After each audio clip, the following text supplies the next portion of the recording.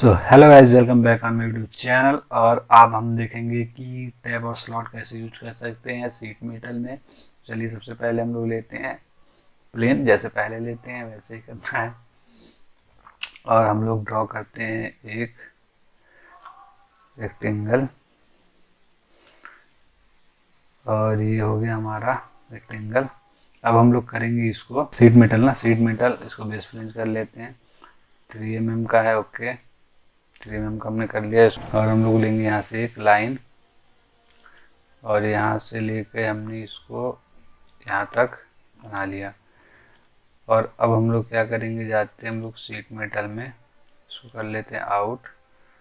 और ये आ गया हम लोग सीट मेटल में। और इसको हम लोग करते हैं अब कुछ, इसका डिस्टेंस जो होगा 122 हो रहा है, हम इसको 120 कर लेते हैं। ये 120, ओके। तो हमारा कुछ इस टाइप का शेप हमने बना लिया।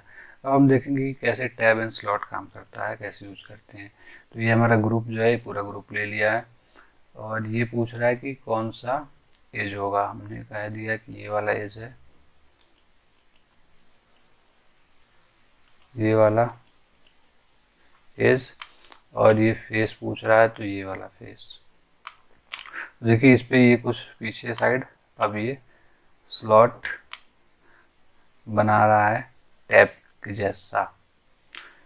तो इसको अब हम लोग यहाँ से क्या कर सकते हैं, हमारा सब बन गया। यहाँ से ऑफसेट करेंगे, तो जो ऑफसेट हम लोग करते हैं यहाँ पे, और इसका बढ़ा देते हैं हम लोग थिकनेस, तो ये ऑफसेट बनाएगा। यहाँ से ये ऑफसेट करने लगा है। और इधर से भी कर लेते हैं 340, तो इधर से भी बना रहा है ऑफसेट करने पे। अगर ऑफसेट कर टैप आउट करते हैं तो फिर अपने उस पे आ गया, तो ऑफसेट ये हो गया। अब हम लोग आते हैं कि इक्वल स्पेसिंग, ये इक्वल स्पेसिंग पे है। अब हम लोग स्पेसिंग लेंथ दे सकते हैं अपने हिसाब से, कितना है इसमें लेंथ हम लोग दें, तो हम लोग इक्वल स्पेसिंग पे रहने देते हैं। नंबर ऑफ टैप कितने होंगे, तो 5, 6, 7, जितना चाहो आप कर सकते हो। इसका लेंथ क्या होगा, लेंथ हमने कर दिया 15, 5 था 15 हो गया। 15 नहीं, इसको हम लोग करते हैं 10, तो ये हमारा 10 हो गया। अब इस पे आ रहा अप टू सरफेस, तो अप टू सरफेस पे हम लोग इस पे करेंगे तो ब्लाइंड कर सकते हैं, ब्लाइंड ही कर लेते हैं।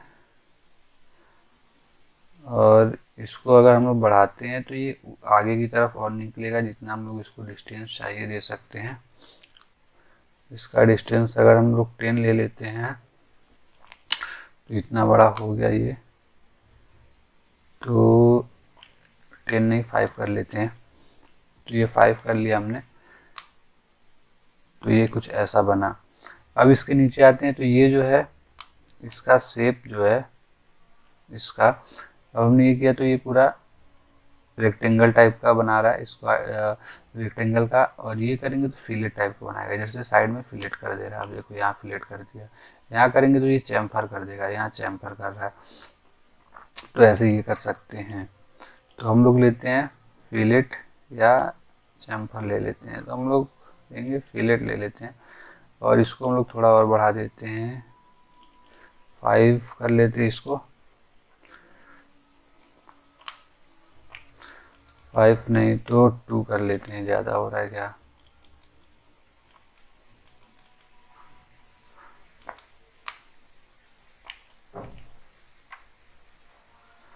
ऐसे हमारा ये क्लिक हो गया है, इसीलिए दिक्कत कर रहा है।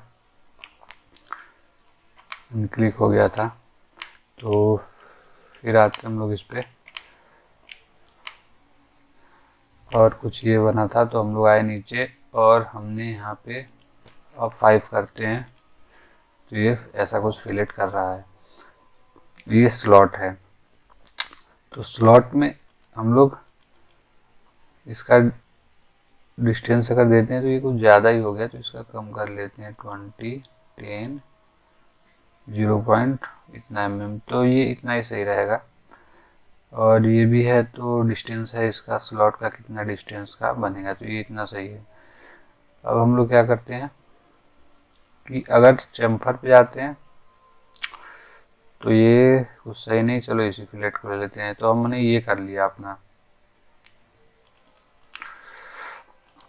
बना लिया। अब हम लोग ऊपर चलते हैं और इनको कर देते हैं हम लोग ओके। तो ये हमारा कुछ इस टाइप का ये बना है। यहाँ पे ये फिक्स इसमें फिट कर देगा, ये फिट हो जाएगा, इसमें फिटिंग बन जाएगा।